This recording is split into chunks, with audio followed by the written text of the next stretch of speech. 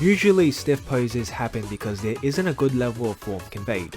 Solving a stiff pose doesn't mean making it more dynamic, but to make it more natural, although dynamicism does help.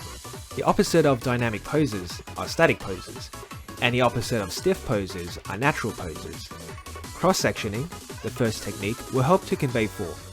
Contrapposto, the second technique, will help to convey dynamicism. And the line of action, the third technique, will help to convey flow. Imagine the cross-sections for the torso, arms, and legs, and draw it.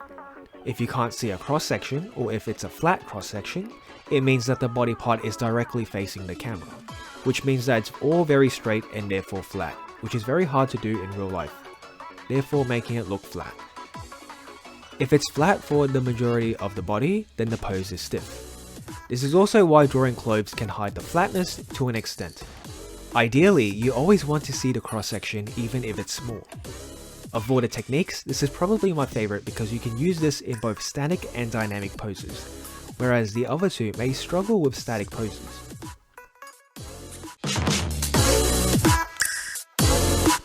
Draw a line through the shoulders and another line through the hips. Contrapposto is when these lines are not parallel. These lines give the pose a more dynamic feeling because it's like you're bending a piece of paper. It's a really good image that showcases the use of contrapposto. The more anti-parallel they are, the more dynamic your poses should be. You can also draw a line across the knees and feet too, but usually just the shoulders and hips are enough, for me at least. Twisting your lines can also work. If you're going to be twisting it, just make sure that it's not more than 40 degrees because you might break the spine.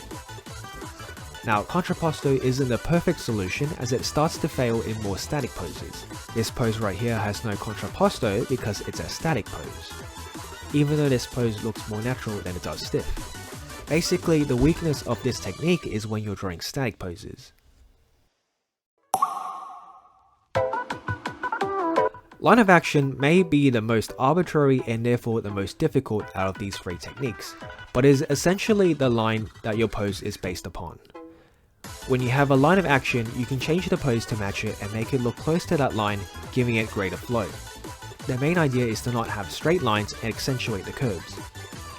Sometimes you see other artists use this line and it can be a little hard to figure out how to rigorously use this line, like is the line supposed to be where the spine is, or on the side, or whatever.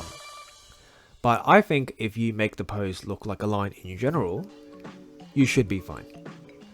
The downside to this technique is a lot like contrapposto, where its full potential is more evident in dynamic poses.